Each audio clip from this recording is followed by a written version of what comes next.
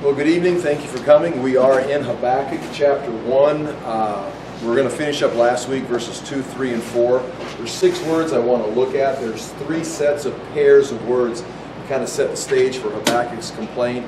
And then we're going to read through the Lord's first answer and get started on verse 5, because there's a lot of things within there. Some very important things as far as the progress of salvation, us understanding and being revealed, things being revealed to us. I think the greatest thing that, as I was studying for tonight, that began to become clear, and sometimes you maybe see it right away, and we've already talked about it, but Habakkuk is looking at things in his culture, and he sees, from his position, he sees wrong. He sees the violence and the lawlessness, and he goes to God and says, why are you not doing something? Do you not see what I see? And now, that's ridiculous to think that, because God is the one who's holy, so he can see, the smallest wrong, the smallest evil. And yet we are evil creatures, and when we can say, oh look, I see wrong, I mean, how blatant is that wrong? So when you go to God and say, don't you see this? Obviously God sees it, and he sees much more. In fact, he sees the problem as much worse than Habakkuk can even identify. Habakkuk's in arms, like, this is terrible. And God's looking down, basically it's like, okay, you don't even understand how bad it is. And then he's going to provide him an answer. Here's what I'm doing about it. And just like God's ability to see so much more of the evil compared to Habakkuk's ability to understand and perceive the evil, Habakkuk wants an answer. So he sees a little bit of the problem, so he's asking for, in a sense, a little bit of an answer. And God says, well, wait a minute. I'm going to tell you something. I see a much bigger picture, and I've got an answer, and I'm working on the answer. But if I told you the answer, you would not even be able to process it. You'd just be amazed. You'd be astounded. So get ready. I'm going to tell you the answer. And when Habakkuk hears the answer, it's like, oh my gosh. It's like, that's not the answer. The problem's here, and you're answering this. It's like God says, you're going to have to trust me on this, because if I drop down to your level and start solving all of your little problems, I would never deal with the overall problem. So Habakkuk is seeing a part of the problem, and he wants this one answer. God is saying, I see the whole problem, and I'm giving you a whole answer. Now, while I give you the whole answer, you're still going to have to deal with this problem. And that kind of gives you a tension or a perspective of what's going on. So here we go ahead and read chapter 1, verses 2, 3, and 4, Habakkuk's complaint. And remember, this complaint is a lament. It's a prayer. He's crying out. And God is not going to rebuke him for his complaint. He's just going to tell him, you don't understand the answer I'm going to give you, or that what I'm doing. How long, O Lord, must I call for help, but you do not listen? Or cry out to you violence, but you do not save or deliver? Why do you make me look at injustice? Why do you tolerate wrong? Destruction and violence are before me. There is strife and conflict. Here's our list. There is strife and conflict.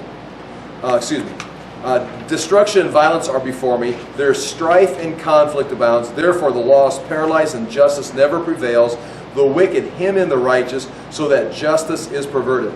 2 things that you're going to see in that verse.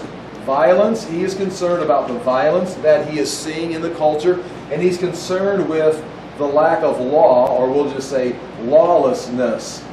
And these are the 2 pertinent issues. There's violence and there's lawlessness. And just to give you a heads up where this is going to go, in his answer, God is going to say, for the violence, I'm going to bring in the Babylonians, a very violent people. For the lawlessness, I'm bringing in the Babylonians, who are a law unto themselves. They don't follow any laws. They make their own laws when they show up.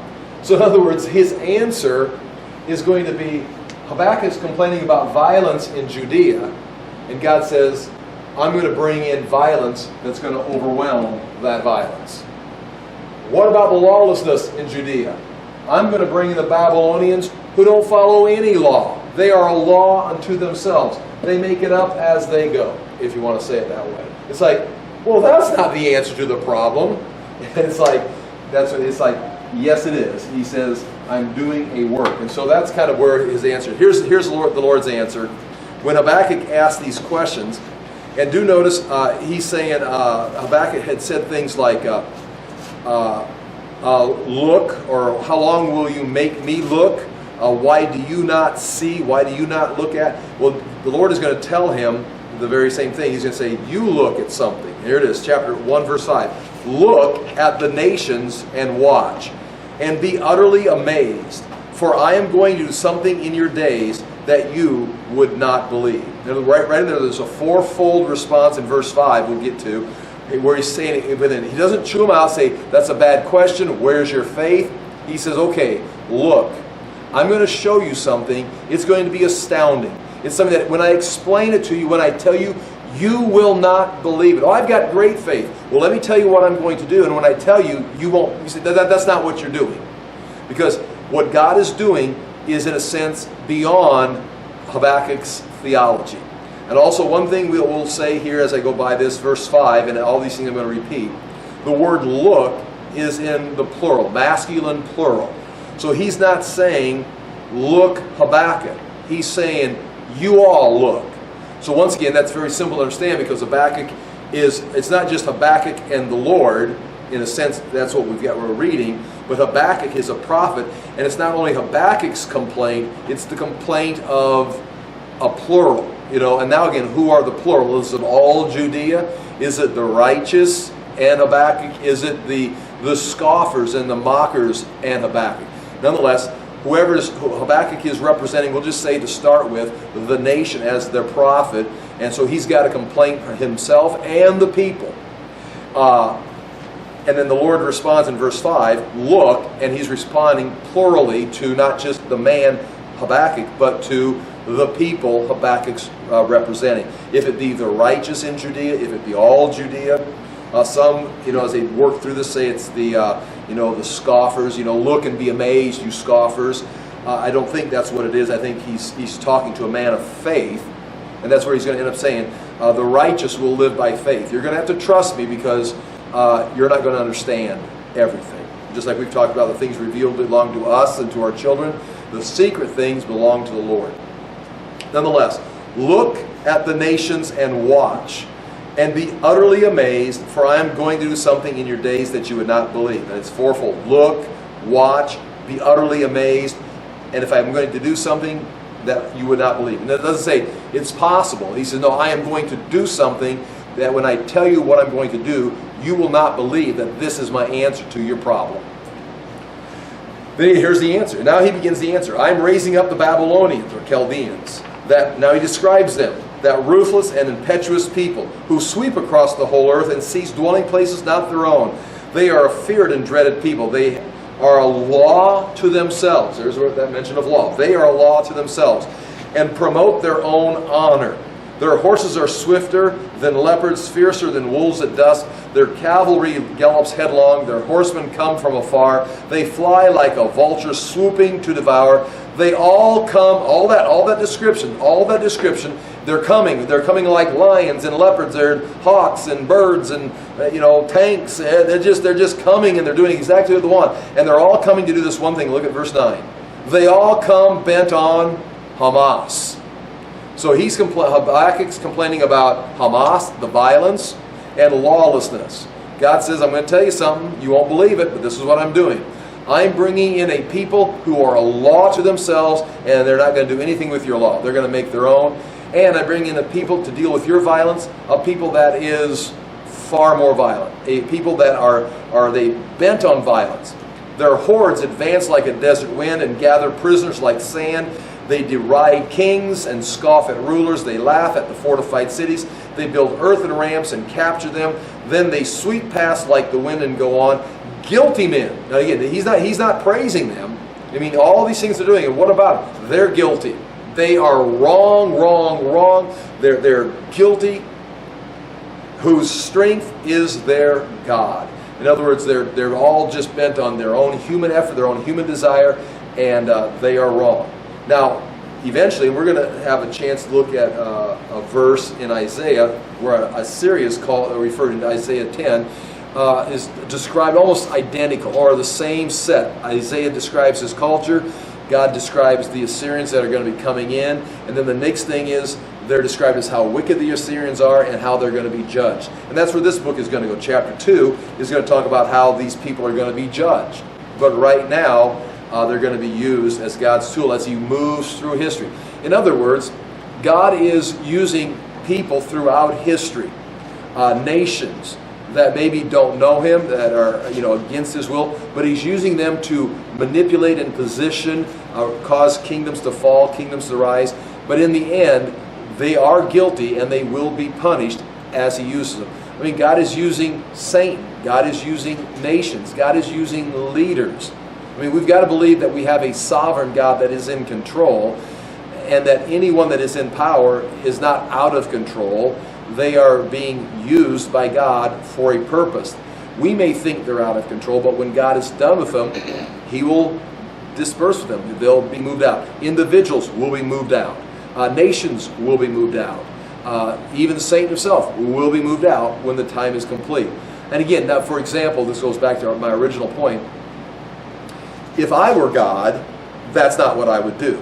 If I were God, I would make sure Satan doesn't get in the Garden of Eden. I mean, how simple is that? You've got a sovereign Lord with all power, and he makes a beautiful garden, puts man in there and Eve in there, and then here comes Satan. It's like, oh, who left the gate open? It's like he allowed that. I mean, this whole process is God is controlling things. Now, I'm not talking about predestination, but I am talking about God is allowing things to happen so he can work his plan. That deals with Satan, that deals with nations, that deals with rulers, that deals with people and situations in our own life. It's like, why is this not fixed? It's like we're going somewhere. So Habakkuk can be addressed as a cultural, national thing, but you can see even individual lives can be seen apply this principle. God is doing something. And that's why in this book it says the righteous must live by faith. Because you cannot understand God's great answer because you cannot fully understand how great the problem is. I know there's a problem. I see a problem in my life. I see a problem in the world. I can identify problems, in our culture. But that's me, a fallen creature, identifying problems. The problem is bigger than that, which means the answer has to be bigger than I can imagine. I can identify the problem, and I can say, this is what I would do to fix it. But I'm just talking about this little problem that I can identify with a little bit of understanding that I've got. God sees a much bigger problem, and he's got an all-encompassing answer. In fact, we can say this confidently, that when this process of salvation is finished, and it's not. I mean, Jesus Christ has died. He's been resurrected. He says it is finished. But obviously, it's still working out. I mean, we're still heading towards the end. The victory's been won, but we're still heading towards the final buzzer when we celebrate. And you can celebrate ahead of time. You know you're going to win. But in the end, there's going to be, understand this, there's going to be no death. Death is going to be over. It's going to be done. Just like the kingdoms will turn to dust and be blown away, and it will be replaced by something completely new. Death will be completely removed. Sin will be completely gone. It won't be something we've got control of. Sin won't even be an option. Daniel talks about ushering in everlasting righteousness. It's going to be the kingdom of righteousness. It's going to be righteousness. There's nothing but positive, nothing but production, nothing but righteousness. There's no death, there's no sin. And it's not something that God is not going to allow. It's going to be destroyed. It's not going to be able to creep in somehow because it doesn't exist. It's going to cease to be there. Death, the final enemy, will be conquered. And so we would like to see our lives extended. We'd like to see our bodies healed. I mean, God extends life. God heals the body. God brings good things in life. God created the universe, so there's good things here. But everything here is temporal.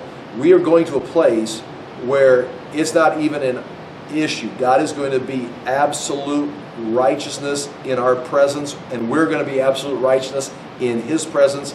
I mean, we can't even imagine these things. That's why at the end of Revelation, when they describe it, it's descriptive, and we can get our hands on it or touch it, but you can't fully understand. And that's what God is saying right here, is He's just not going to punish Judah and get them back on the right track. He's going to do something that's amazing with the nations. So here we go, back to Habakkuk's complaint. I want to talk about these words to describe his culture. Again, notice he says, "How long, O Lord, must I call for help? But you don't listen, or cry violence, but you do not save. Why do you make me look at injustice? Why do you tolerate wrong?" So again, he's saying, I'm looking at these things, and I'm seeing these things. You're looking at these things, you're tolerating. And then here comes your set of words right here. Iniquity and wrong. And I've got these on the bottom of page 3 from last week's notes. And the word iniquity, it's partnered with, see, iniquity and wrong, but they're all individual words, but I think we've got 3 steps, a process. Iniquity, it means trouble, sorrow, wickedness, from the root word that indicates vain attempt and a fruitless effort. So this iniquity is trouble, it's fruitless, and that is, that's what he says, I'm looking at this iniquity, or I'm looking, let me look here on page 3 at the top. Why do you make me see iniquity is in the English Standard Version. And then see iniquity, and why do you idly look at wrong? I'm seeing iniquity, and you are idly, God, the Lord, is idly looking at wrong. Wrong is trouble, labor, toil. We'll say labor, toil. Is the word, comes from a wearing effort and wearisome toil. So this is weary. So God is watching this labor, this weariness, this wrong. Nothing's getting done. It's just spinning wheels. They work, and nothing changes. Why do you just watch? We go on year after year, day after day, almost like Solomon, vanity. Everything is meaningless. It's just labor. It's wrong. It doesn't work. And he says, I'm looking at fruitlessness, trouble. Why do we see? We're both seeing this iniquity and this wrong. So why do I see this? Why do you idly look at it? And then he describes, we can't fix anything. Then he describes the next, destruction and violence are before me. So because nothing's working, we have destruction and violence, and there's our word Hamas. The word destruction is the word shad. It means violence itself. Devastation, ruin. The word is a social sin and the ruin of a nation in the prophets. The prophets refer to that. So this again is destruction. It involves social. It involves this fall of a nation, a society. It's just, again, collapsing in on itself. And the violence with devastation and ruin. The next word, violence, is the word Hamas. It again means violence or wrong. This is cruelty. This, what we can say, is injustice. And it is a social sin. This is social chaos where society now, because of iniquity, there's trouble, there's fruitlessness, it's wearisome, nothing gets done. Now the nation itself is in destruction. Violence sets in, social injustice is there. And so now you've got a society that's eating itself because nothing's working out. And that leads to this.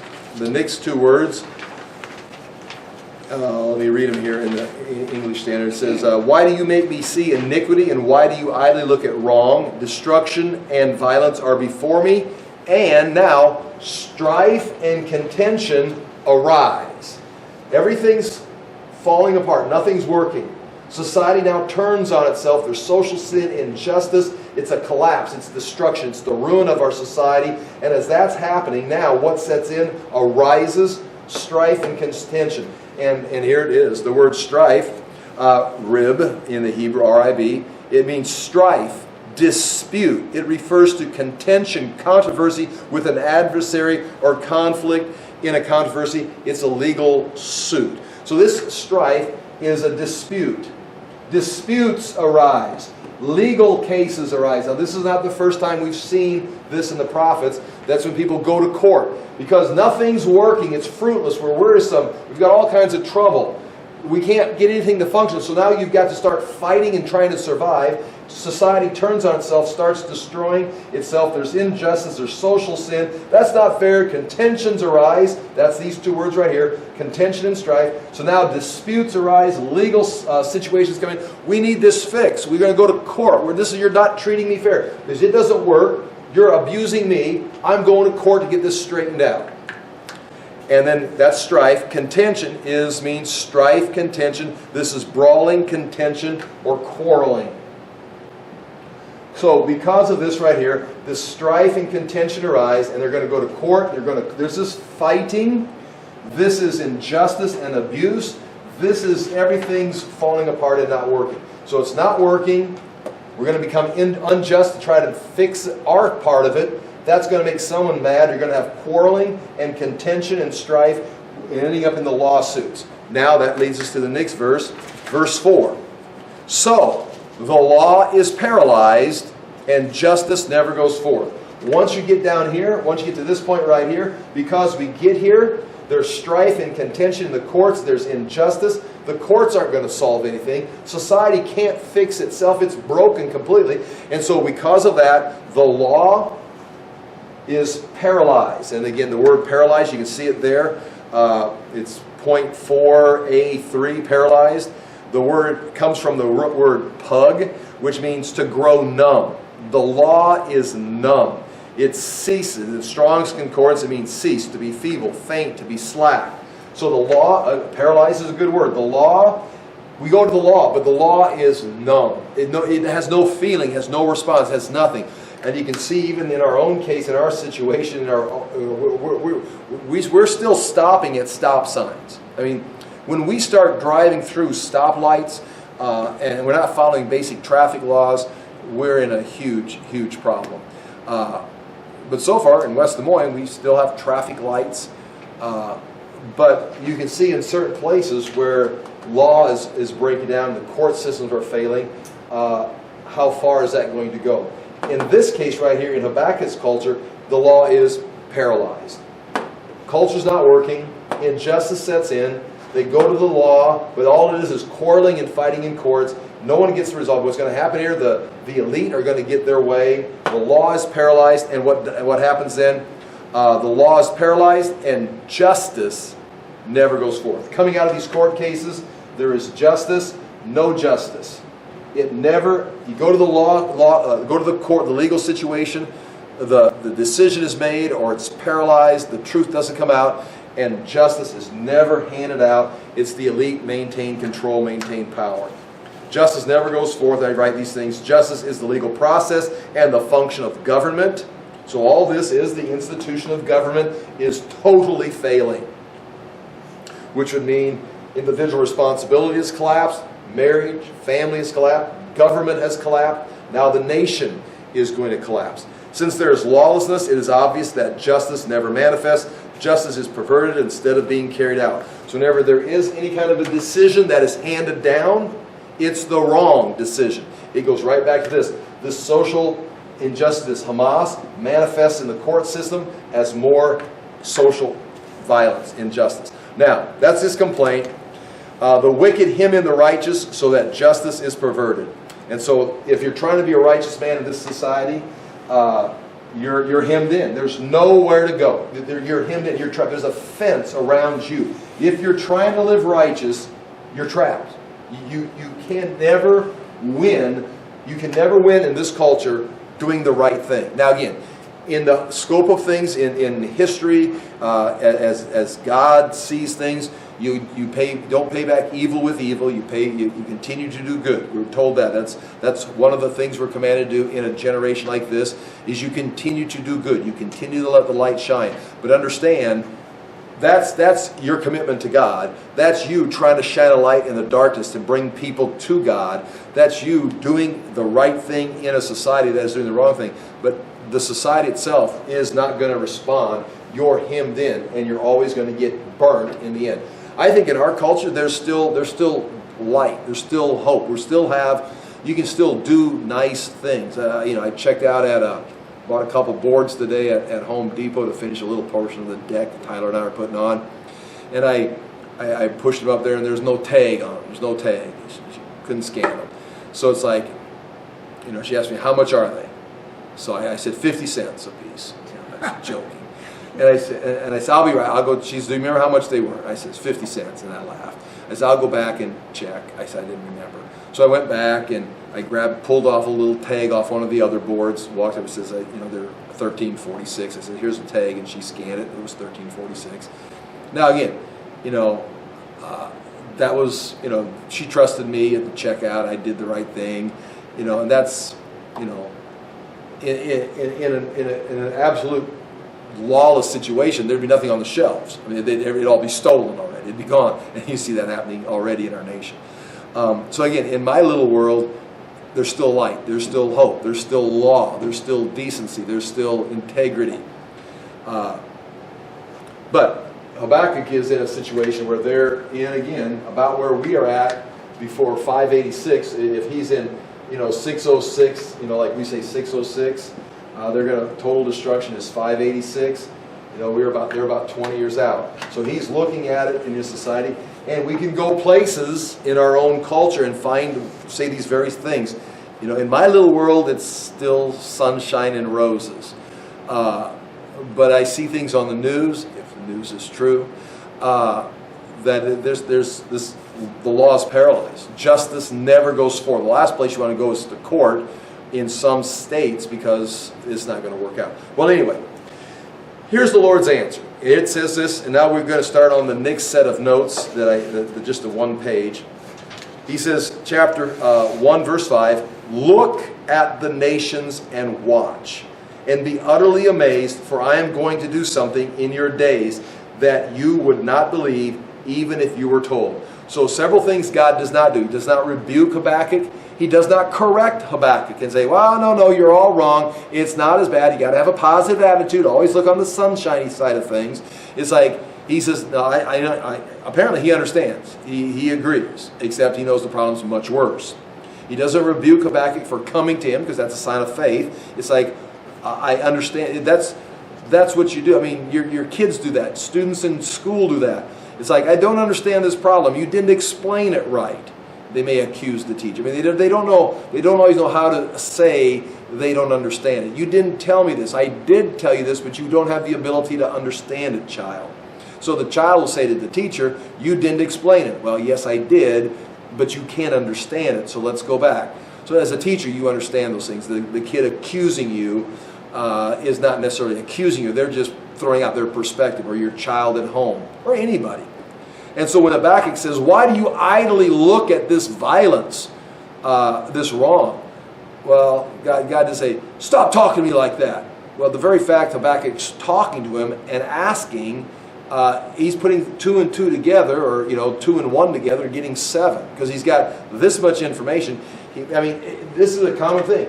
There's evil in the world, and there's a sovereign God over all. Why does God not destroy evil? I mean, that's everyone should ask that. Why did God put Satan in the garden? Why did God allow evil? Why doesn't God just fix everything? Well, that's a good question. I mean, you at least have faith in God. Says, I think God can fix it. So you go to God, why? And He'll say, okay, that's a good question. And here we go. I can't just tell you the answer, because I can't just jump into calculus. But here we go. 1, 2. And he starts, and as you go through things, the righteous will live by faith. You know there's God, and you understand this. So now you're going to understand, trust all this other stuff. The righteous will live by faith. You're going to just have to trust God in this. Now, I'm not talking about blind faith. I'm talking about faith in a God that you understand some about Him. You understand this. So when He says, you won't understand this, trust me, you'll have faith. And as you go through life, you continue to add to your repertoire of things. And that's what's happening to Habakkuk and the people of Judah right now, is they're coming. So God's not rebuking. He doesn't say, shut up, stop talking to me like that. He says, look. Look at the nations. Now, plural. This look is plural, and this would probably be referring to Habakkuk, obviously. But I'm just going to say Judah, all the people of Judah. Maybe it's only the righteous that are asking this question with their prophet Habakkuk. Maybe it's everyone. Let's just say Judah for now. Look, Judah. the chosen nation at the nations, plural. All of the nations. And then they're supposed to look around. I mean, lift your head up and look at the bigger picture. We've got a problem. Why don't you fix our problem? Why don't we have righteousness in our... He says, look at the nations. In other words, the chosen nation is going to be looking at all the nations. And then out of that nation, the nations, he's going to mention the Babylonians. But he's not mentioning that yet. He just says, look among the nations and see. That's your second one. See, look, see. And then, and I haven't figured this out. If you look at this, it says, wonder and be astounded. That's the English Standard translation. And I know you've got the Masoretic text that is the Hebrew that's been handed down. And then you've got the Septuagint, which is the Greek translation. And there is some, in this verse, there's some, interesting, especially the Dead Sea Scrolls, some of their commentary on this. They don't even, when they commentate, they've got the same verses, but the Dead Sea Scrolls skip, they don't even talk about Babylon. They go right to start talking about the Romans. I'm raising up the Babylonians. Well, they start talking about the Romans in the Dead Sea Scrolls. Now, they don't change the text, but they go right, just like we would say, we read the text of Scripture and then we apply it to our own lives, what's going on in America. This verse is saying nothing about America, but there's application. So the Dead Sea Scrolls, the scribes, read this verse and right away started talking about Rome. So in all of that, here's my question. I'm going to read the Hebrew there, the transliteration, and just the words. Reading backwards, of course. Look among the nations and watch. Okay, there's your word, watch. And be astounded utterly. Okay, so you can say, and be utterly astounded. Now, are they getting two words, utterly and astounded? Is that where they're getting wonder and astounded from up there in the English Standard Version? For I will work a work. See, God is going to work a work. He's doing a work. And that this work is, as we get into this later in the book, it's the whole work of salvation. It's the whole plan. It's all of eschatology. He's not just looking at 586 BC. He's doing a work that's tied into a much bigger equation. I will work a work in your days. Then there's the negative, not, which you would believe not. So there's a saying, you would not believe not. So there you've got look, see, I didn't write the word astounded. I better scribble that. And there's a lot of letters in there I can't remember. Be astounded, and then utterly astounded. So there's at least four. I mean, the point, verse 5 is, I'm going to blow your mind. I mean, look, see, be utterly astounded. I'm going to tell it to you, and when you hear it, you will not be able to believe it. I'm going to tell you something on the level of faith at level 7 that you're going to say, no, not so, Lord. And the only way you're going to receive that is to say, by faith. The righteous, you understand 1, 2, 3. He's committed to the law of Moses. He's at level 5 or 6. But God's going to take him to level, so maybe he's going to take him to level 12. And say, I'm going to explain level 12 to you. And when I get done explaining to you, you're going to say, no, not so, Lord. Just like Peter. Jesus says, the Son of Man. He's just got to, then, Peter identified him. You are the Christ, the Son of the living God. Well, I'm going to go to Jerusalem and they're going to execute me. I'm going to be handed over. They're going to spit on me, mock me. They're going to crucify me. And Peter says, no, not so, Lord. No. That's not the plan. Well, Jesus talking at level, 20, and he's just demonstrated. We spent 3 years identifying, you are the Christ. You are the one we've been waiting for. All right, are you ready for the next plan? Yeah, we are. Let's go take the kingdom. And no. I'm going to go and I'm going to die. What? How's that part of the plan? How's that even work? Well, Peter, Peter at that point had to become the righteous living by faith. It's like, and he struggled with it. And did he even get it? I mean, did he even get it until it happened? I mean, he denied Christ. He fought him the whole way. He ran and hid. So you understand, Peter, a man of faith, had to deal with something at level 20 with the Christ that he believed in, knew he was the Christ, followed him, was saved. But the Christ is doing something right here. He says, just like it says here, I'm going to do something in your days that if you were that you would not believe, even if you were told. I'm reading the NIV. I mean, Jesus could have quoted that to Peter at Caesarea Philippi. I'm going to tell you something that's going to happen in your day that you will not believe. No. I'm with you all the way. Tell me. I'm going to go to Jerusalem. They're going to kill me. They're going to crucify me. The Jews are going to hand me over to the Romans, who will execute me. No. It's like, it's the same dynamic right there. And Peter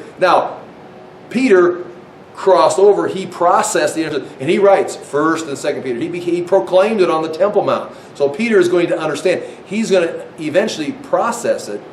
But you got to understand, there's things out there that this is not just to Habakkuk and Judah or Peter. This is to you and me. There's things happening in the world today. There's things happening in my life. The guys say, "Oh, here's my plan to fix this." It's like, well, that's a stupid plan. That's not even right. That's going the wrong way. It's like, okay, the righteous will live by faith. There comes now again. I understand this. I understand this. I can explain this. I'm a Bible teacher, so I can navigate my way through Scripture and make this clear. But eventually, I'm going to run into something that's like, no, I can't. That can't be right. Okay, the righteous will live by faith. You're going to have to, from here, you're just going to have to trust God. All right. So look among the nations and see, wonder, and be astounded, for I'm doing a work in your days that you would not believe if told. And so first of all, this verse right here is not a rebuke. It's not a correction. It's simply saying, I'm going to do something that you can't understand. I'm going to go ahead and tell you. But when I tell you, you're going to fight back. And he does. I mean, you have to have in this book, you have to have verse 12. Because God just tells him, I'm going to tell you what I'm going to do, and you won't believe it. And if in verse 12 Habakkuk goes, oh, okay, that makes sense. Well, then God underestimated Habakkuk. You have to have verse 12 when God gets done explaining it. What's Habakkuk have to say? No. That's ridiculous. I don't believe that. Well, here it is. Here's verse 12. We're way ahead. We'll talk. Oh, Lord, are you not from everlasting? He starts quoting the theology he understands. That you are from everlasting. My God, my Holy One. You are my God. I worship you. My Holy One, you are holy. You're set apart. You're beyond all this. We will not die. I mean, you're not going to kill us, your chosen people. And he gives him 4 points of theology. You are from everlasting. You are my God. You are my Holy One. We will not die. Just like Peter told Jesus, you're not going to die. You're not going to die. We're not going to let you go to Jerusalem and die. Oh Lord, you have appointed them to execute judgment. And that now again, I've got a question mark written in my Bible there, and that's maybe wrong to do so. But when he says, oh Lord, you have appointed them to execute judgment, is it a question mark? Or is he's just stating what the Lord just said? I'm going to judge my people, Judah, with Babylon. And now he says, oh Lord, you have appointed them to execute judgment. O rock, you have ordained them to punish. I got a question mark by both of those in my own Bible.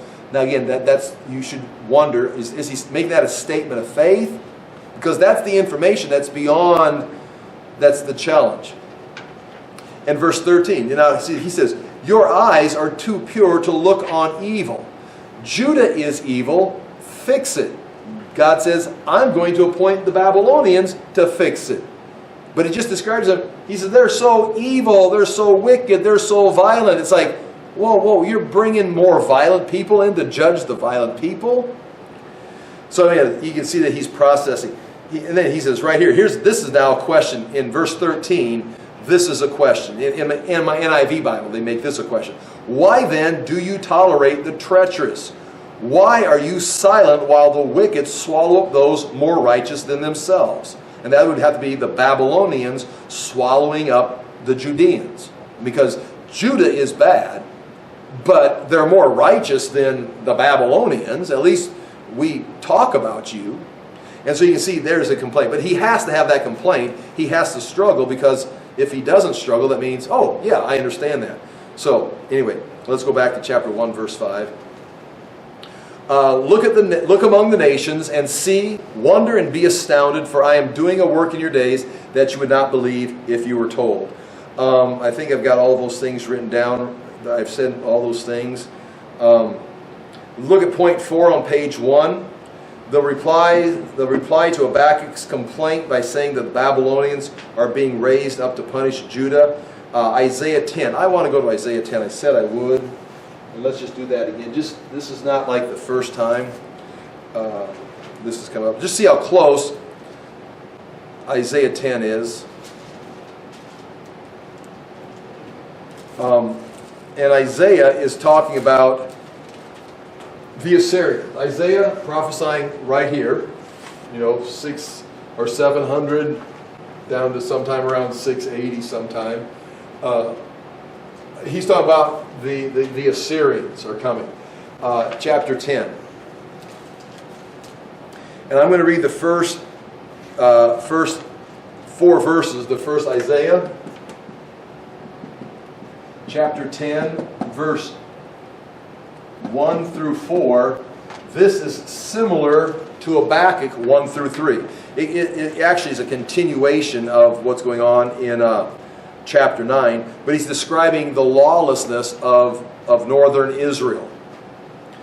Woe to those, chapter 10, verse 1, woe to those who make unjust laws, to those who issue oppressive decrees, there's your Hamas, the 4th generation, to deprive the poor of their rights. And again, the poor is not always the poverty-stricken homeless people.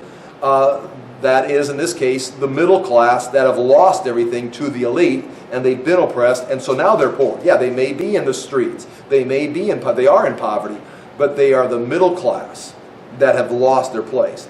And withhold justice from the oppressed of my people, making widows their prey and robbing the fatherless. What will you do on the day of reckoning, when disaster comes from afar? To whom will you run for help? Now he's talking to the elite. Where will you leave your riches? Nothing will remain but to cringe among the captives. And that's what takes place. They're taken off into captivity, or fall among the slain. You're going to have, you elite in northern Israel are going to have 2 choices come 722, 725, 724, 723, 722. You're going to have 2 choices. Go off with the captives or fall with the slain. Okay, because the Assyrians are coming. So that is the complaint, and that's the answer. Now watch this. Chapter 10, beginning of chapter 10, verse 5. He's now going to begin to describe the Assyrians. Woe to the Assyrian, the rod of my anger, in whose hand is the club of my wrath. I send him against a godless nation, that would be Judah, northern Israel also. I dispatch him against a people who anger me, to seize loot and snatch plunder, to trample them down like mud in the streets. But this is not what he intends. Now that's what God sends him. God sends Assyria. But the Assyrian is sinful. The Assyrian is just like the Babylonians. They're guilty. But this is not what he intends. This is not what he has in mind. His purpose is to destroy and to put an end to many nations. Are not my commanders all kings, he says. Has not Kelno fared like Carchemish? Now he's describing all the cities he's conquered and goes on through like this. Now, chapter 10, verse 12. This is what Habakkuk is going to say about the Babylonians. Chapter 10, verse 12. When the Lord has finished all his work against Mount Zion. Notice, the Lord is going to work against Mount Zion. Like he just told Habakkuk, I'm going to do a work against Mount Zion and Jerusalem. He will say, I will punish the king of Assyria for the willful pride of his heart and the haughty look in his eyes. For he says, so in verse 12, Now God, he says, when I'm finished using the Assyrians as my striking rod, I will then turn and destroy the Assyrians for their pride, for their sin, for their arrogance. Then he describes, here's what they say, by the strength of my hand I have done this, and by my wisdom, because I have understanding, I removed the boundaries of nations, I plundered their treasures. Now that's exactly what God is going to say in chapter 1, verses 5 through 11 about the Babylonians. He's describing them in a similar fashion. Verse 14, as one reaches into a nest, so my hand reached for the wealth of the nations. As men gathered abandoned eggs, so I gathered all the countries. Not one flapped a wing or opened its mouth. And then God says, okay, that's what the Assyrian is saying. But then God says, wait, verse 15. Does the axe raise itself above him who swings it? Now here's the very clear, friends. Here in Isaiah and Habakkuk, God is using the nation, the Assyrians or the Babylonians, to accomplish his purpose. And he will move kingdoms and boundaries and people around. But if these people are indeed guilty, if they are indeed sinful, if they do not know the Lord, he'll say to them something similar. Does the axe raise itself above him who swings it, or the saw boast against him who uses it? As if a rod were to weld him who lifts it up, or a club brandish him who is not wood. In other words, there's no Assyria. You are not going to turn. You maybe can destroy my people because I sent you there and used you like a tool against them, but you're not going to raise your hand against me. And the same thing. Therefore, the Lord Almighty, will send a wasting disease upon his sturdy warriors, upon his pomp and fire. And he goes through and talks about all that. And both in Habakkuk and in Isaiah, this ends up leading into not just Assyria's fall or Babylon's fall, but it's going to project to the whole plan of God, which ends up in eschatology. It ends up in God bringing judgment against all in the end who are opposing him or coming against him. So that's bottom of page 1. Go to page 2, point 5. I just wrote these things here. I think we've already said all this. The Lord is sympathetic with Habakkuk and does not rebuke him. The Lord is aware of the situation and is looking at the problem. In fact, the Lord is more aware. And so I've said all those things. So the Lord's answer is going to be astonishing. I want to point out in point 6, Habakkuk had told the Lord in chapter 1, verse 3, why do you make me see iniquity? Why do you idly look at wrong? Seeing and looking. God replies to him and says in chapter 1, verse 5, look among the nations and see. You look and you see. When Habakkuk says, why do I see? Why don't you look? God turns it back at him. You look and you're the one that needs to. Habakkuk says, I'm looking at this. Why aren't you seeing the same thing I'm seeing? And God says, why don't you look at what I'm showing you and see what I'm actually doing? So again, he plays on that. And for point 7, violence and law are the two issues. Habakkuk's complaining about violence and law, and I've already said this. Habakkuk complains of violence and that the law is paralyzed. And here's the Lord's answer, point A. Violence for violence. As in 1:2, Habakkuk says, I cry out to you, violence. But the Lord's response in 1:9 is, they all come for violence. You're seeing violence? Well, I'm bringing the Babylonians, and the only reason they're coming is to bring more violence. I'm going to overcome your violence with the Babylonian violence, and then I'm going to punish them for being violent. B, the law is paralyzed and justice never goes forth. That's what Habakkuk says. The answer the Lord brings is the Babylonians, whose legal decisions are described as, in the English Standard Version, their justice and dignity go forth from themselves. In the NIV, they are a law to themselves and promote their own honor. So it's just interesting. I mean, right in the front of the book, the violence and the lawlessness that Habakkuk is complaining about, God says, my answer is the Babylonians. You won't believe this if I told you. I'm going to bring the Babylonians, and for your violence, I'm going to bring in their violence. Their lawlessness, They don't even have a law. They're not going to follow your laws. They're not going to follow my laws. They are a law unto themselves. And so they will disregard all this. I'm going to bring in someone more violent and more lawless, or more set in their own law than you. And that's flat out what he's saying there in chapter 1, verse 5 in response. As we go through. So I'm going to continue explaining Habakkuk, God's response next week. No. Is there class next week? No. There's no class next week. There's no class next week. But there will be class in 2 weeks. There'll be class. So we missed one Tuesday. And so we'll talk about that. And when Tony shows up, I'll clarify that with her. We have no class next Tuesday, right, Tony? No class the 29th of June or July 6th. So for the next 2 weeks. So we got 2 weeks with no class. We'll be Okay. back on the 7th. We'll be back. Okay. So the week before. Any questions about what we've talked about here this evening? Any thoughts?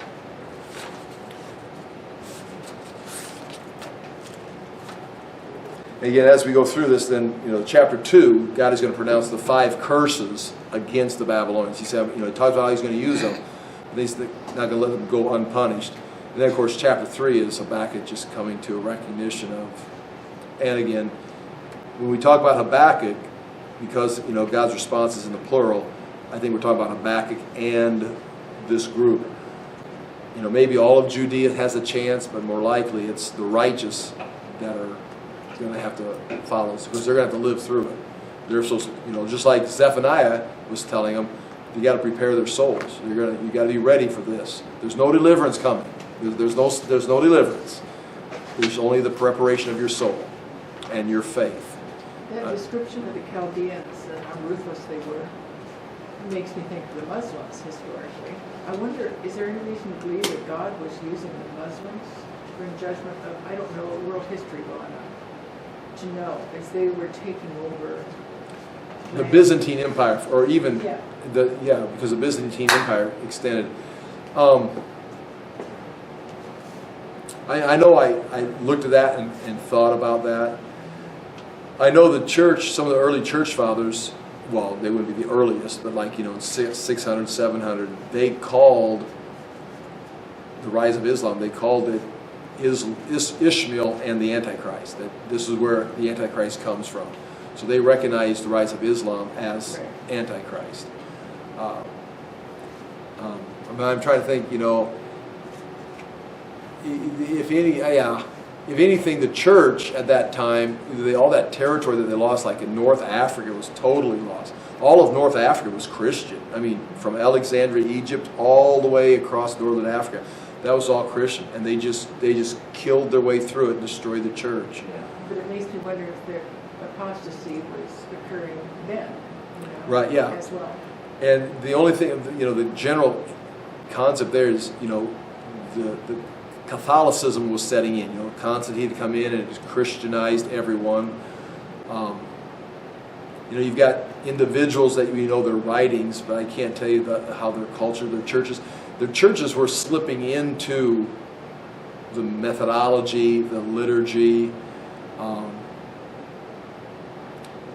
and it's that tension. During those days of persecution, the first 300 years of persecution, there's still cultish things. The Gnostics and John was rejected and stuff, but the church continued to be strong during those times and expanded.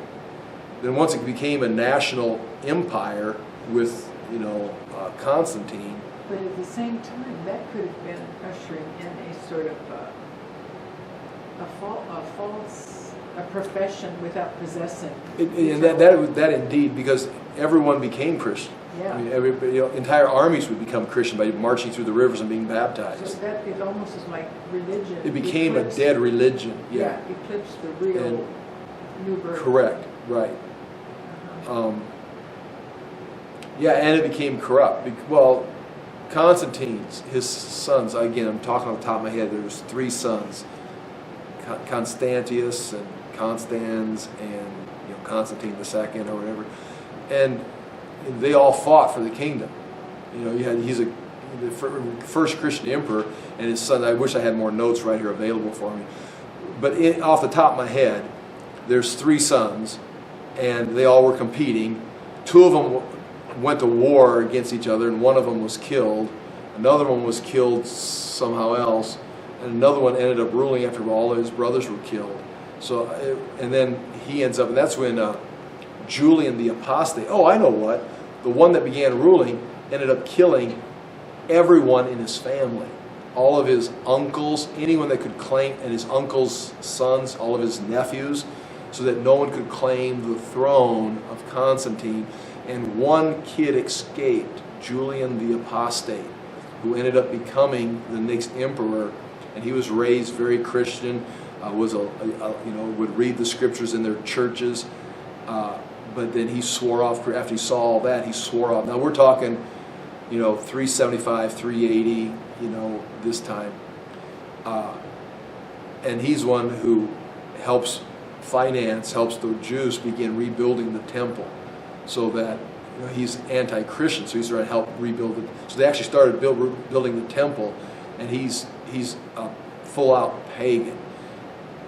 Oh, Julian the Apostate was Yeah, and that would be like the grandson of Constantine. So that's what the church was. That's how the church began to behave. Once they got out of persecution, they started persecuting each other, and then even in Constantine's, guys like Arian and Athanasius, was Christ created? Arianism, or Athanasius, no, he was God. Well, when the Arians were in power, some of Constantine's sons were Arians, then they put Athanasius in exile. And so he's a Christian, he's a Christian leader. So they're exiling. It'd be like the Calvinists, exiling those that disagreed with them, or me exiling the Calvinists or something. And so that's how the church began to behave. So that's an insight. But it is amazing how Islam just marched across the land, how fast it spread. like the Chaldeans, just violence. I don't know, it was just like ruthlessly killing anything in front of them. And forced conversion. And they're a law to themselves, meaning they, their practice of war. Rape was part of the plunder. And so it was a very barbaric. It's hard to. And the difference between Christianity and Islam, I can say this, is as a Christian with a Bible, I can criticize behavior of Christian empires and Christian emperors who were slaughtering and raping in the name of Christ, or the name of, because it's like, no, we renounce that. And the scriptures renounce that. Where Islam and the Quran, they preach that. You say, well, I'm going to live as a Muslim just like the Quran. Well, that's what they do. Submit or die. Yeah, that's the way it is. Yeah, exactly.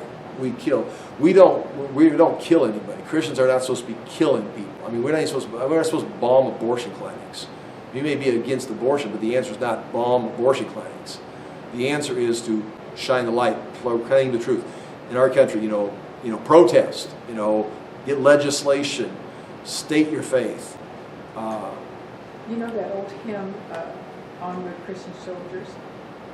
I never did like singing that because it did create an image in my head of holding the flag too with a militant. cross on it and killing everybody in front. Yeah, and the thing is, as you know, there will be a time for Christian war, but that is not on this side of history. That's when Jesus comes back, and he'll trample the nation. He will do the warfare. He judges and makes war. The apostles don't judge and make war. But that war that he makes is with the sword of his mouth. The word of his mouth. It isn't like he's slicing and dicing people up with a sword.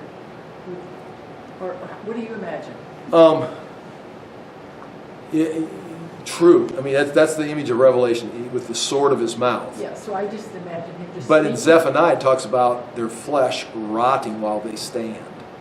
So he may not be using a sword. It may be more of a deconstruction, Yeah. decreation. Atomic power or something. Right. But then you also have Judah. When you read Zephaniah and Zechariah, they'll meet in Revelations. They meet. They meet the Lord on Mount Zion. The ones coming from the wilderness, which maybe are matched up with those in Zechariah, and they fight, and they get credit for the battle. They fight hand to hand. They do armor. So that the battle of like Armageddon is not just the nations fighting. They're coming to bring deliverance to Jerusalem.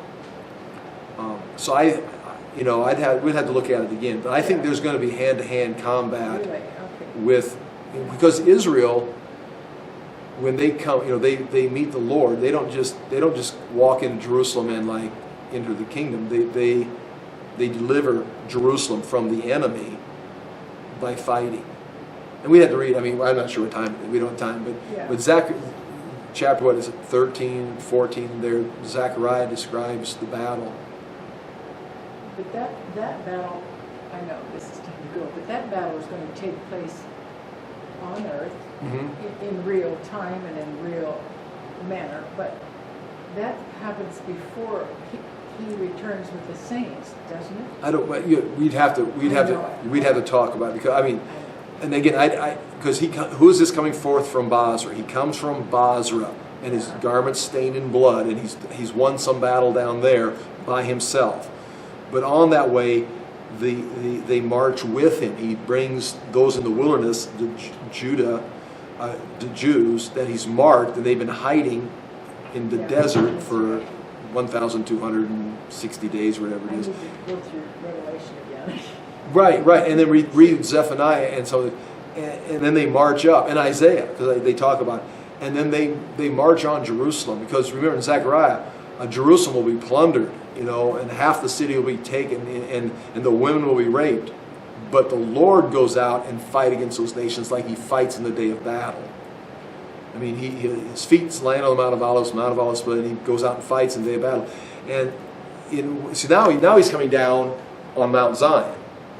But he's coming out of Edom, out of Saudi Arabia, marching. So it's like, I mean, it's not like you've got multiple comings, but you've got him appearing, getting these people and coming. And when the Jews, they're not spiritual beings. They're humans who have not been resurrected. They're saved, but they're in the wilderness being protected for that last 3.5 years. And they march and they do battle. And they don't do battle until he arrives. I mean, they're not fighting their way. They're not fighting their way to Jerusalem, and then the Lord comes. Oh, yeah, nice job. I mean, the reason they're fighting is they meet him. Even in Revelation, 144,000 standing with the Lamb on Mount Zion, and it's in heaven. Well, the problem is he's on earth, and the 144,000 never went to heaven. They went to the desert. And they came out of the desert to go to Jerusalem, where the Lord came back in Jerusalem, which is Zion. And now they're with him on Mount Zion. And so now they're with him, and they haven't been resurrected yet. Again, in my theology, in my head. Exactly. I've tried. I haven't done a good job of it. I've tried to read some books. I haven't found anything, But you've got the Battle of Armageddon. You've got the Valley of Jehoshaphat, the Valley of Judgment. You got the Lord coming back on the Mount of Olives, which is Zechariah and the book of Acts talk about. Jesus referred to a parable. You've got him coming out of Basra. So you've got him up in Megiddo. You've got him in Basra. You've got him doing battle, the blood up to the horse's bridle in Jerusalem. And so there's blood. And and even if you'd say, well, he's not going to use a sword, they still, even their horses, their animals rot when in Zechariah. They just melt. So it's like, it's a physical takeover. Well, and the rock striking the bottom of the statue, like we talked about in Daniel chapter 2. So there is, I think there is that violent taking of the kingdom But that's the Lord. I mean, and that's not our ministry. There's a time for peace. There's a time for war, and it's like this right now. Our time in history is proclaim the kingdom is coming. And I think when Christians understand that and they proclaim that correctly to the world will be frantic, and they should call you hateful, violent, insurrectionist, because that's what it is. The Lord is going to take over the kingdoms. The nations of the world will be His. It's not spiritual. It's not in a land far, far away. It's not, with everybody being nice to each other. It's with Him coming back, destroying His enemies, setting up His own kingdom. It's a takeover. Now, that's nothing. We're not going to do that today. To act on, and then you get the cults. Then they get twisted and they start trying to do these things and usher in the kingdom. And that's false teaching. When the Jews are fighting with the Lord, they recognize Him as the Lord at that time then. They would have to, because before they go into the wilderness, that's when they mourn for Him. They see Him and they mourn for Him as the one they pierced. Now, how do they know Him and see Him? I've explained that the way I've explained it, where it's the second coming in a sense, early in the second half of the tribulation. But at some point, however, they recognize Him. So they do know that He is the Messiah. See, then the Messiah, the whole purpose of the Messiah is to deliver Israel, fight and deliver Israel. And Jesus never once said He's not going to do it. He's just said, not now. Not now. All right, I'll pray and take my wife out for supper. Father, I do thank You for the chance to look into Your Word. We thank You for revealing Yourself to us, and we ask that we would handle the things You've given to us and respond to them and process them in a way that will help us grow in faith, to be a better witness, and to be more fruitful for You at this time in history. We do ask that You keep us from being deceived and reveal to us errors in our own ways, but also expose areas of darkness that we can avoid them and walk in Your light and continue again to be fruitful this time in history. In Jesus' name we pray. Amen. Thank you for your patience.